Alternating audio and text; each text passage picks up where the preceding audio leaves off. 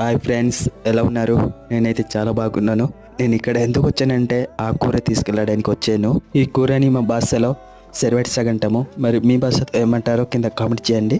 మరి ఈ కూరని పనసపీకతో కలిపి మేము ఏ విధంగా కూర చేసుకుంటామో వీడియో రూపంగా మీకు చూపిస్తాను. ఈ ఆకుని ఇంటికి తీసుకొచ్చిన తర్వాత శుభ్రం చేసుకోవాలి. ఇలా శుభ్రం చేసిన ఆకుని చాటు మీదకి చిన్న చిన్న ముక్కగా కొయ్యాలి. కూరలో కలపడం కోసము పనసపీక తొక్కలైతే ఈ విధంగా తీయాలి. ఈ పనసపీక కలిపితేనే కూర చాలా టేస్ట్గా ఉంటుంది.